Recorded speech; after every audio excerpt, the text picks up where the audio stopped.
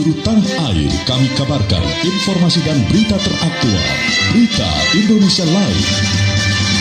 Merangkum berbagai peristiwa aktual, informasi politik, ekonomi, sosial, pendidikan, seni, budaya dari seluruh penjuru Indonesia yang dikemas dan disampaikan secara lugas, inspiratif, variatif, dan edukatif. Disiarkan secara serentak oleh LPPL seluruh Indonesia yang tergabung dalam Indonesia Persada ID. Saat ini kami sedang berada di Desa Sering, Provinsi Riau, di mana sebelumnya di lokasi ini kepadatan di kawasan ini juga disebabkan adanya kondisi bottleneck atau penyempitan jalur di beberapa kawasan di Bogor ini. Pada sore hari, ketika sore hari jarak pandang pun sendiri untuk arus lalu lintas di darat ini tidak terlalu terkena. Simak dan dengarkan Berita Indonesia Live. Disiarkan secara live setiap hari Senin sampai dengan hari Jumat pukul 14 waktu Indonesia Barat, pukul 15 waktu Indonesia Tengah, dan pukul 16 waktu Indonesia Timur, dan siaran re-airing atau tunda di hari berikutnya. Berita Indonesia Live, lugas, inspiratif, variatif, dan edukatif. Persembahan Indonesia Persada ID untuk menyiarkan baik.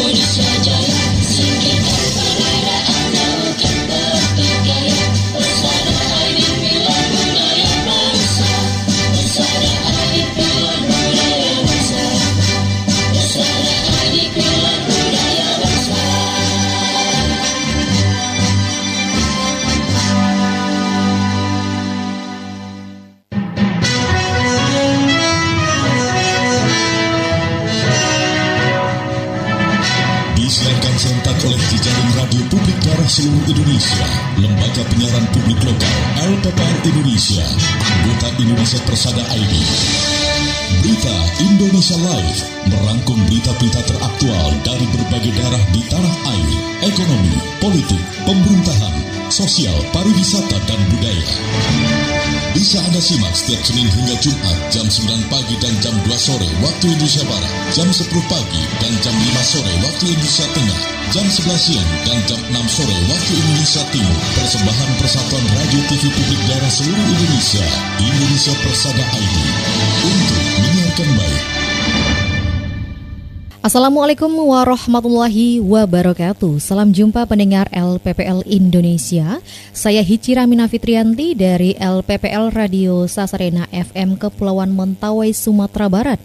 Kembali menjumpai Anda dalam Berita Indonesia Live edisi hari ini, Kamis 29 Januari 2026.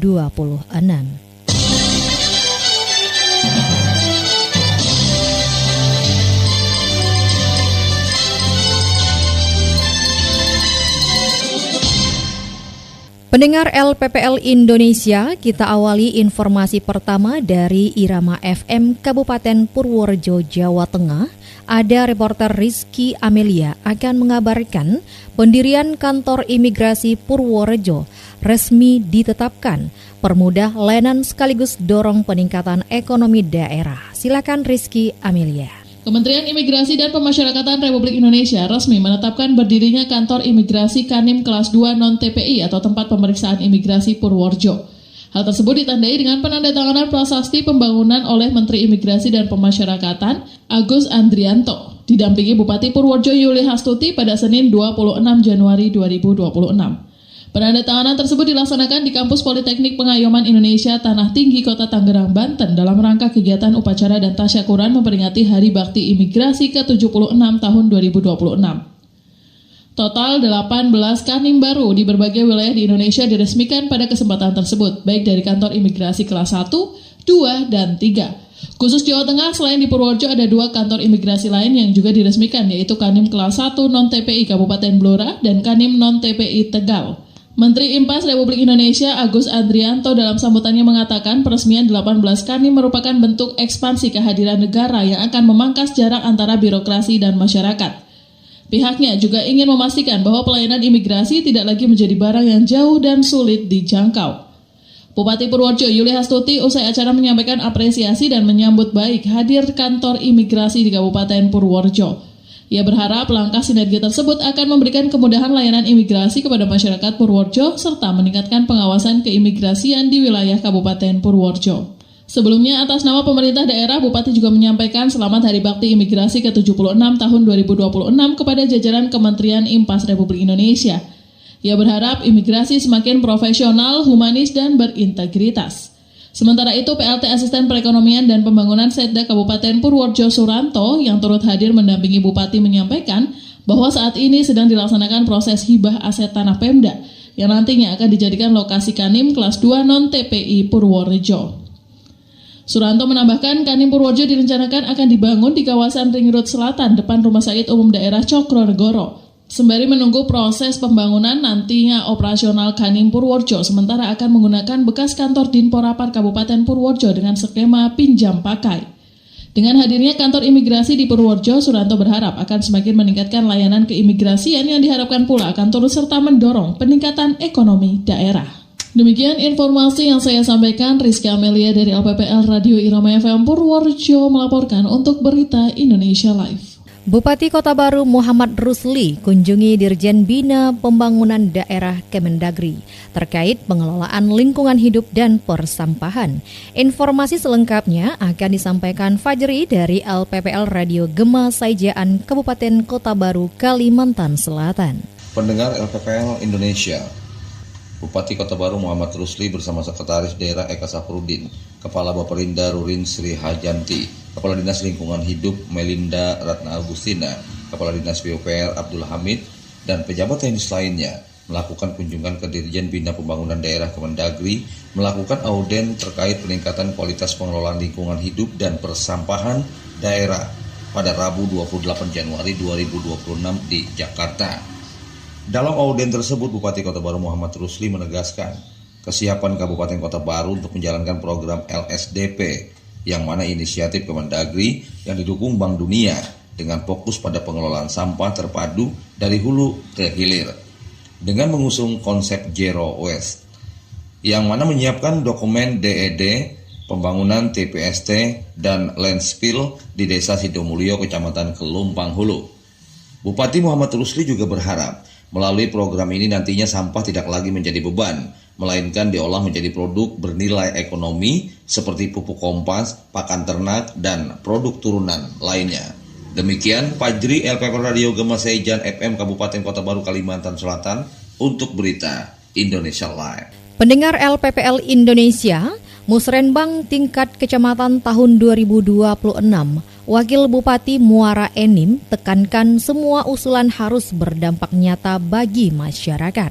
Laporannya bersama Intan, reporter Radio Suara Muara Enim, Kabupaten Muara Enim, Sumatera Selatan. Silakan Intan. Wakil Bupati Muara Enim, Insinyur Haja Sumarni MSI, membuka musyawarah rencana pembangunan daerah Musrenbang Kecamatan Rambang tahun 2026 sekaligus menjadi musrenbang tingkat kecamatan perdana se-Kabupaten Muara Enim. di tahun 2026 di kantor Camat Rambang, Desa Sugiwaras, Senin 26 Januari 2026. Dalam musrenbang yang nantinya akan menjadi bahan dalam penyusunan rencana kerja pemerintah daerah RKPD Kabupaten Muara Enim di tahun anggaran 2027 ini, Wakil Bupati didampingi Sekretaris Daerah Insinyur Julius MSI menekankan agar semua pihak terutama para kepala desa, khususnya 13 desa di Kecamatan Rambang menyampaikan usulan kegiatan pembangunan yang prioritas dan benar-benar berdampak nyata bagi masyarakat. Dalam arahannya, Wakil Bupati menjelaskan bahwa Kades harus mampu mengidentifikasi dan menyelaraskan aspirasi masyarakat dengan prioritas pembangunan.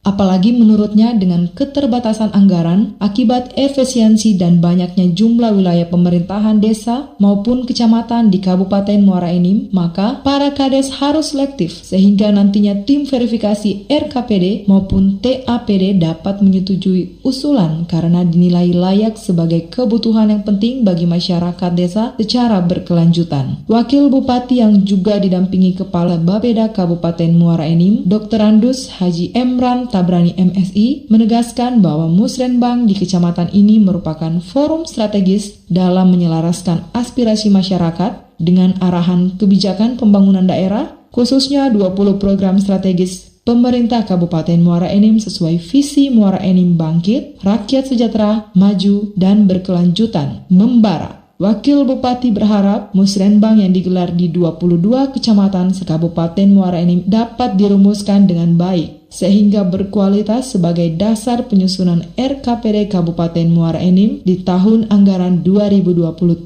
mendatang. Saya Intan, melaporkan dari Radio Suara Muara Enim untuk Berita Indonesia Live. Dari Kabupaten Muara Enim, kita segera lanjutkan untuk menyimak berita dari Kabupaten Nganjuk, Jawa Timur. Ada Edna Laila, reporter Radio Suara Anjuk Ladang, yang akan mengabarkan tentang Kabupaten Nganjuk sukses mengoptimalkan pendapatan daerah dari sektor parkir sepanjang tahun 2025. Pendengar LPPL di seluruh Indonesia, sektor parkir Kabupaten Nganjuk mencatat rapot hijau.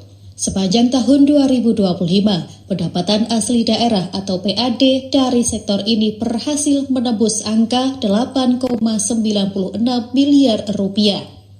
Penyumbang terbesar datang dari skema parkir berlangganan yang mencapai 8,85 miliar rupiah, melampaui target awal sebesar 160 juta rupiah. Begitu pula dengan sektor parkir non-berlangganan yang sukses terrealisasi di angka 110,7 juta rupiah.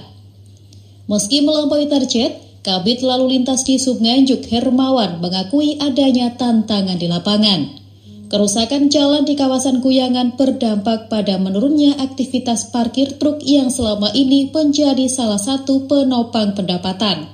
Selain itu, potensi kendaraan luar kota dinilai masih terbatas pada hari kerja. Terkait isu kebocoran, pihak Dishub menegaskan bahwa seluruh mekanisme penyetoran dilakukan secara ketat. Hasil retribusi langsung disetorkan ke bendahara penerimaan untuk disalurkan ke Bank Jatim tanpa perantara. Saya Edna Laila dari LPPL Radio Suara Anjuk Ladang Nganjuk, Jawa Timur melaporkan untuk Berita Indonesia Live. Berita Indonesia Live merangkum berita-berita teraktual dari berbagai penjuru tanah air yang dikemas lugas, inspiratif, variatif, dan edukatif. Redaktur Pelaksana Gagak Limang Blora Jawa Tengah, Sasaraina Kepulauan Mentawai Sumatera Barat, Suara Ngawi Jawa Timur, Dimensi Baru Lampung Selatan Lampung, Gema Bungo Jambi. Radio Host Suara Pasuruan Jawa Timur, Selawi FM Kabupaten Tegal Jawa Tengah, In Radio Kepulauan Bangka Belitung, Suara Banjar Kalimantan Selatan, Suara Daksi Nagra Gunung Kidul Daerah Istimewa Yogyakarta, Suara Kampario Abdi Persada Banjarbaru Kalimantan Selatan, RPD Kutim Sangatta Kalimantan Timur, Gemilang Indragiri Hilir Riau, Gemar Radik Muba Sumatera Selatan, Sonata Kota Bandung Jawa Barat, RPKD Denpasar Bali, RSAL Nganjuk Jawa Timur, Pesona Wonosobo Jawa Tengah, Irama Purworejo Jawa Tengah, Magelang FM Kota Magelang Jawa Tengah, Buana Asri Sragen Jawa Tengah,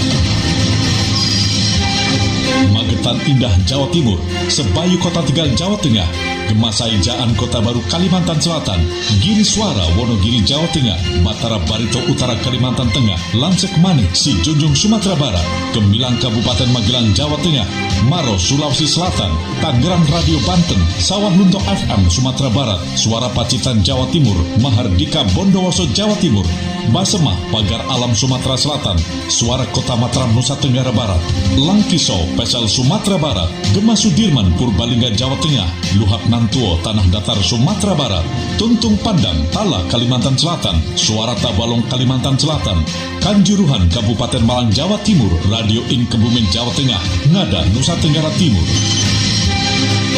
RGR Tulung Agung Jawa Timur, Suara Gresik Jawa Timur, Odan FM Batu Bara Sumatera Utara, RSPD Asahan Sumatera Utara, Deli Serdang Berseri Sumatera Utara, Suara Citra Lamando Kalimantan Tengah, Pradia Suara FM Tuban Jawa Timur, Suara Madiun Kota Madiun Jawa Timur, Suara Sampang FM Jawa Timur, Yakohimo Papua, RTFM Temanggung Jawa Tengah, Solok Nan Indah Sumatera Barat, RSKK Kupang Nusa Tenggara Timur, Mako Suara Cita Kota Malang Jawa Timur, Radio Suara Girimnang Lombok Barat Nusa Tenggara Barat, Citra Bahri FM Rembang Jawa Tengah, Kartini FM Jepara Jawa Tengah, Bahana Batanghari Jambi, Ramapati Kota Pasuruan Jawa Timur, RSPD Kabupaten Sabu Raijua Nusa Tenggara Timur.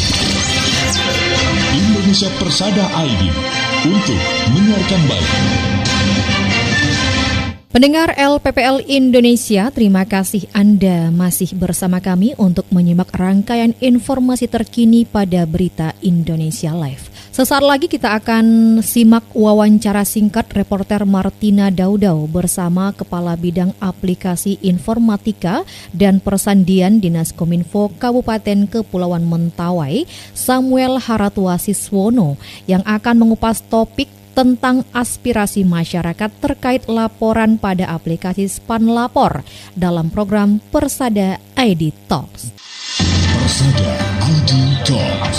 Persada ID Talks.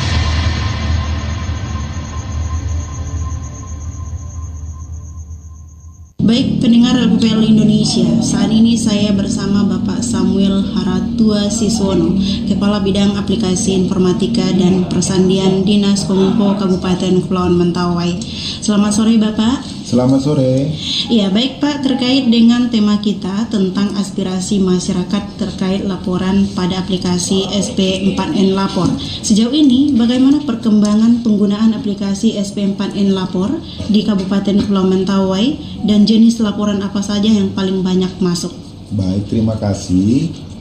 Saya mau jelaskan dulu. SP4N Lapor ini adalah layanan aspirasi dan pengaduan online rakyat. Jadi masyarakat bisa langsung mengadu kepada instansi pemerintah sebagai penyelenggara pelayanan publik atas seluruh keluhan mereka dan aspirasi mereka terhadap pelayanan publik. Kita sudah lama menggunakan aplikasi ini, SP4N Lapor, untuk menampung laporan dan aspirasi masyarakat. Beberapa laporan yang sudah masuk itu terkait tentang penyalahgunaan wewenang dan dana baik di desa maupun di OPD, masalah kepegawaian juga itu pernah masuk. Yang paling sering ya biasanya untuk pelaksanaan proyek-proyek pemerintah di daerah Kabupaten Kepulauan Mentawai. Lalu apa saja aspirasi utama masyarakat terkait penggunaan aplikasi ini yang telah diterima oleh Dinas, Pak? Baik, iya, masyarakat memang sebelum ini banyak yang tidak mengetahui ya bahwa kita bisa melakukan pelaporan, menyampaikan keluhan ataupun aspirasi melalui aplikasi SP4N Lapor. Kita perlu juga sosialisasi ke masyarakat agar masyarakat nanti menggunakan aplikasi SP4N Lapor sebagai saluran resmi untuk melaporkan perihal-perihal pelayanan publik di masyarakat yang tidak sesuai. Jadi tidak melakukan pelaporan di media sosial atau segala macamnya karena itu bukan kanal pengaduan resmi. Demikian. Oke, baik. Lalu bagaimana langkah yang akan dilakukan Dinas untuk menanggapi aspirasi tersebut? Baik, kita akan melakukan sosialisasi ke masyarakat, ketemu langsung ataupun nanti melalui media sosial yang kita miliki untuk bagaimana masyarakat normalisasinya menggunakan SP4N Lapor. Supaya nanti masyarakat kenal, masyarakat juga bisa menggunakan SP4N Lapor untuk melakukan pelaporan dan penyampaian aspirasi. Ya, bagaimana cara masyarakat memastikan laporannya diterima dan ditindaklanjuti dengan baik ini Bapak? Baik, iya. Masyarakat bisa sih cek kalau sudah melakukan pelaporan melalui aplikasi SP4N Lapor, baik di perangkat mobile maupun di komputer, itu bisa mengecek dengan masuk ke akunnya, lalu nanti lihat saja pengaduannya itu sudah sampai di mana prosesnya. Jadi itu bisa dengan mudah dipantau oleh masyarakat. Ada mulai dari tahap tulis laporan, verifikasi, proses tindak lanjut, tanggapan sampai selesai itu bisa dicek oleh masyarakat sendiri melalui aplikasi SP4N Lapor. Iya, dan ini untuk pertanyaan terakhir Bapak terkait closing statement kita. Apa harapan yang ingin Bapak sampaikan agar aplikasi SP4N Lapor ini benar-benar menjadi wadah yang efektif bagi aspirasi masyarakat Mentawai? Baik, iya. Ya, kita sama-sama berharap bahwa dengan adanya aplikasi ini bukan hanya sebagai sarana keluhan, tapi ini juga kita pandang sebagai wadah kolaborasi bagaimana masyarakat menyampaikan keluhan dan aspirasinya yang nanti tujuan akhirnya adalah perbaikan penyelenggaraan pelayanan publik. Jadi sama-sama kita membangun dari masyarakat, sampaikanlah keluhannya dengan terus terang, dengan bukti-bukti yang cukup untuk nanti bisa ditindaklanjuti sama-sama kita membangun daerah. Dan juga kami menyarankan masyarakat untuk menggunakan kanal resmi pelaporan ini melalui SP4N Lapor, tidak melalui media sosial ataupun apa untuk pentingnya viral gitu ya, bukan seperti itu, tapi dengan alur yang teratur dari SP4 Lapor ini kita bisa menjamin bahwa laporan itu diterima dan ditindaklanjuti. Kita juga mendorong masyarakat untuk berpartisipasi menggunakan aplikasi ini sehingga setiap aspirasi, setiap keluhan juga bisa menjadi dasar untuk perbaikan pelayanan dan pembangunan yang lebih baik di Kepulauan Mentawai. Oke, baik, terima kasih Bapak. Sama-sama. Ya, terima kasih Pak Samil atas waktunya di Persada ID Talks, dan demikian pendengar LPPL Indonesia. Wawancara kita tentang aspirasi masyarakat terkait laporan pada aplikasi SP4N Lapor di Kabupaten Kepulauan Mentawai di Persada ID Talks. Terima kasih atas atensi dengar Anda, dan kita kembali ke program Berita Indonesia Live. Pemkab Tubaba dorong percepatan Koperasi Merah Putih. Bupati Tulang Bawang Barat buka rakor kabupaten. Informasi selengkapnya disampaikan Ananda Erika dari Tubabaku Radio Streaming Kabupaten Tulang Bawang Barat Lampung. Ananda, silahkan. LPPL seluruh Indonesia, pemerintah Kabupaten Tulang Bawang Barat terus menunjukkan komitmennya dalam mendukung program strategis nasional. Salah satunya melalui pengembangan koperasi desa atau kelurahan merah putih. Upaya tersebut ditandai dengan pelaksanaan rapat koordinasi koperasi desa atau kelurahan merah putih Kabupaten Tubaba yang secara resmi dibuka oleh Bupati Tubaba, Insinyur Nofrian Jaya SP di Aula Lantai 3 Pemkab Tubaba, Rabu 28 Januari 2026. Dalam sambutannya, Bupati Nofrian Jaya menegaskan bahwa penguatan koperasi desa merupakan langkah konkret pemerintah daerah dalam mendukung kebijakan prioritas pemerintah pusat, khususnya dalam membangun ekonomi kerakyatan. Sementara itu, Kepala Dinas Koperasi, UKM, Perindustrian, dan Perdagangan atau Koperindak Tubaba, Ahmad Nazarudin SIPMIP, dalam laporannya menyampaikan bahwa rapat koordinasi ini merupakan tindak lanjut dari Instruksi Presiden Republik Indonesia nomor 11 tentang percepatan pembangunan koperasi desa. Berdasarkan data perkembangan pembangunan per 25 Desember 2025 hingga 26 Januari 2026, masih ditemukan sejumlah kendala di lapangan, di antaranya terdapat 14 desa yang belum memiliki lahan, 4 desa telah memiliki lahan namun belum memasuki tahap pembangunan, 9 desa atau kelurahan memiliki lahan yang belum sesuai ukuran, serta 6 desa memiliki lokasi yang dinilai kurang strategis. Selain itu, dari 70 gerai koperasi yang telah terbangun, terdapat 17 gerai yang perlu dilakukan pemetaan ulang, khususnya terkait kelengkapan perizinan, seperti izin bangunan dan persyaratan administratif lainnya. Ananda Erika, Tubabaku untuk Berita Indonesia Live. Pendengar LPPL Indonesia, Menko Pangan Republik Indonesia apresiasi Kopdes SPPG dan produksi ikan sebagai salah satu yang terbaik di Indonesia. Hal itu disampaikan Menko saat berkunjung ke Gresik. Informasi ini selengkapnya akan disampaikan rekan Iza, reporter Radio Suara Gresik, Kabupaten Gresik, Jawa Timur. Silakan Iza. Pendengar LPPL seluruh Indonesia, Menteri Koordinator Bidang Pangan Republik Indonesia Zulkifli Hasan melakukan kunjungan kerja ke Kabupaten Gresik untuk meninjau langsung pelaksanaan program strategis nasional di bidang pangan. Dalam kunjungannya, Menko Pangan RI menyambangi sejumlah sekolah dan perguruan tinggi, di antaranya Seman 1 Gresik, Semam Muhammadiyah 1 Gresik, Seman 1 Kebomas, serta Universitas Muhammadiyah Gresik. Kunjungan ini merupakan penugasan langsung Presiden untuk memastikan program pemerintah berjalan optimal di lapangan. Salah satu fokus utama peninjauan adalah program makan bergizi gratis. Program ini dinilai penting karena berdampak langsung pada pertumbuhan anak sekaligus menggerakkan ekonomi rakyat melalui koperasi desa. Menko Pangan RI juga mengapresiasi produksi perikanan Gresik, khususnya bandeng, yang dinilai siap menopang kebutuhan pangan nasional. Zulkifli Hasan menyebut koperasi desa, SPPG, dan produksi ikan di Gresik berjalan sangat baik, bahkan termasuk salah satu yang terbaik di Indonesia. Saya Iza, Suara Gresik, melaporkan.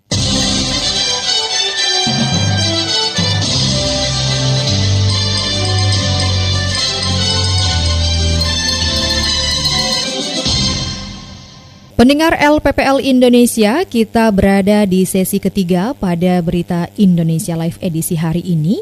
Di sesi ketiga segera kita awali dengan laporan khusus dari redaksi Berita Indonesia Live. Seperti biasa akan disampaikan redaktur Aan Kasyanto. Bung Aan, silakan. Pendengar LPPL Indonesia, Ketua Dewan Komisioner Otoritas Jasa Keuangan atau OJK Mahendra Siregar memastikan koordinasi dengan Bank Indonesia tetap terjaga meski terjadi pergantian Deputi Gubernur BI. Hal ini dikatakan Mahendra di Jakarta pada Selasa lalu pada sejumlah wartawan melalui rapat musyawarah Komisi 11 DPR RI di Jakarta pada Senin 26 Januari 2026.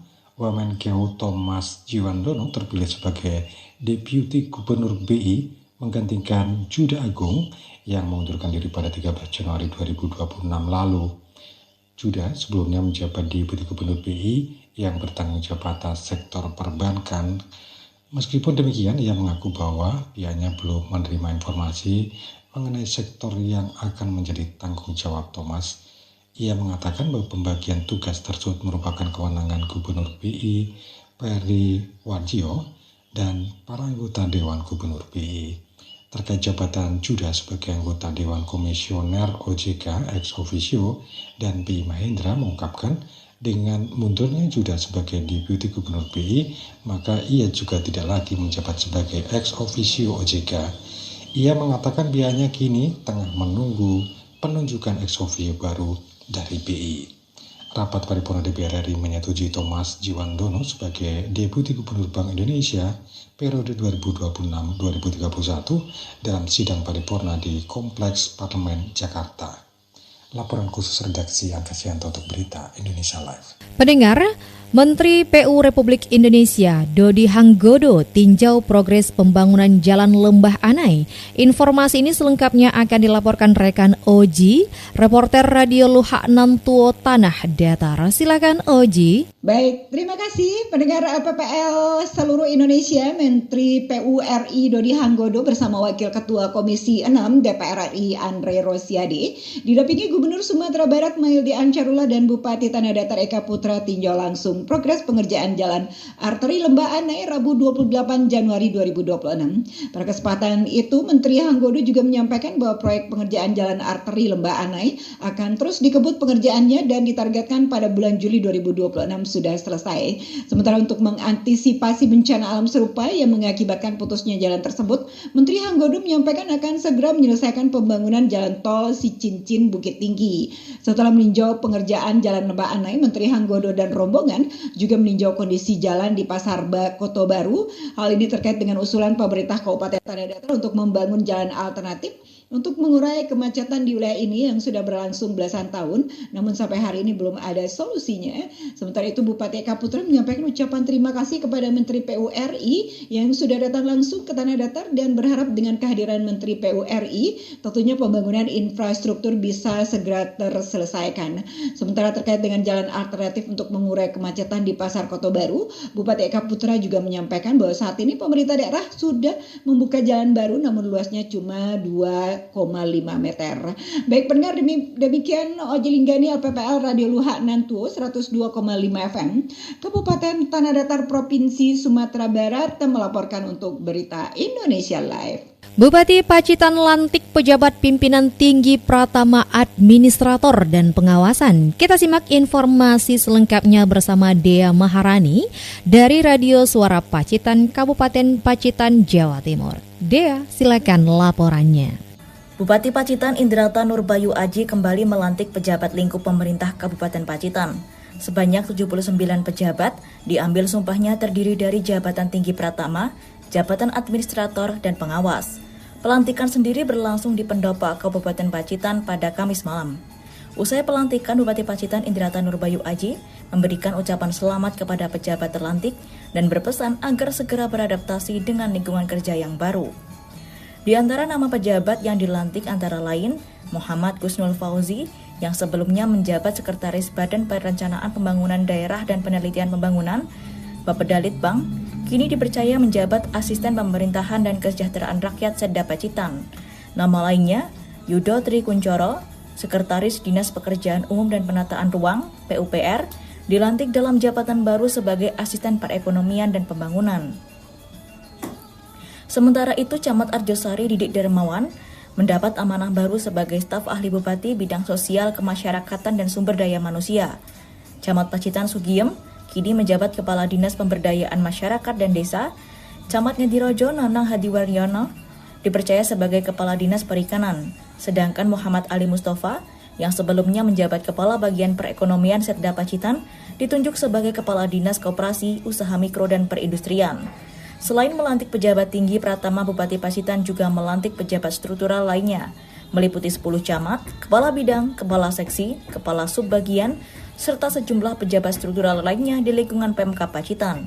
Dalam kesempatan itu pula, Bupati mengukuhkan Heru Sukresno sebagai Kepala Badan Perencanaan Pembangunan Daerah dan Penelitian Pembangunan, Bapeda Litbang yang kini berganti nomenklatur menjadi Kepala Bapeda Riset dan Inovasi Daerah. Dea Maharani, LPPL Suara Pacitan, Jawa Timur untuk Berita Indonesia Live.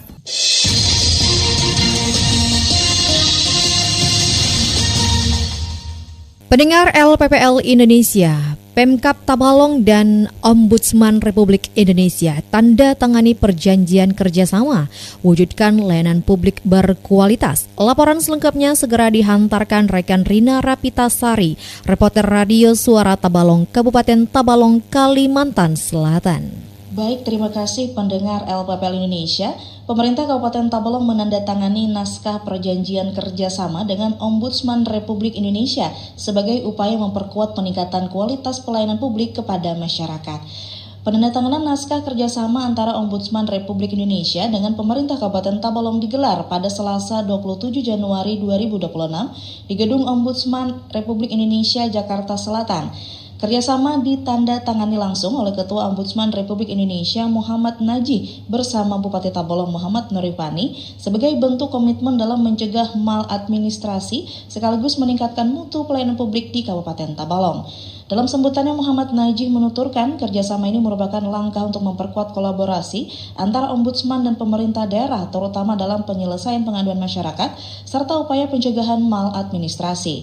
Terlebih di sepanjang tahun 2023 hingga 2025, Ombudsman Perwakilan Kalimantan Selatan telah menyelesaikan ratusan laporan masyarakat dengan pengaduan terbanyak terkait administrasi kependudukan, infrastruktur, serta agraria dan penegakan hukum. Muhammad Najih pun mengapresiasi komitmen pemerintah daerah, termasuk Kabupaten Tabalong yang terus berupaya meningkatkan kualitas layanan serta mendorong implementasi program pencegahan maladministrasi hingga ke tingkat desa. Sementara itu, Bupati Tabalong Muhammad Nuripani mengatakan penandatanganan kerjasama ini menjadi momentum bagi pemerintah Kabupaten Tabalong untuk semakin memaksimalkan pelayanan kepada masyarakat. Bupati Nuripani juga menegaskan seluruh organisasi perangkat daerah di Kabupaten Tabalong akan terus berbenah memperbaiki layanan yang masih kurang serta mempertahankan dan meningkatkan pelayanan yang sudah baik agar ke depan tidak lagi muncul keluhan di masyarakat. Demikian Rina Rapitasari, LPPL Radio Suara Tabalong melaporkan untuk Berita Indonesia Live. Pendengar LPPL Indonesia, laporan Rina Rapitasari dari Suara Tabalong tadi sekaligus menutup jumpa kita pada sajian berita Indonesia Live edisi hari ini, Kamis 29 Januari 2026. Saya Hijira Mina Fitrianti dari LPPL Radio Sasaraina Kepulauan Mentawai, Sumatera Barat sebagai radio host hari ini mengucapkan terima kasih untuk kebersamaan Anda. Wassalamualaikum warahmatullahi wabarakatuh. Selamat sore dan sampai jumpa.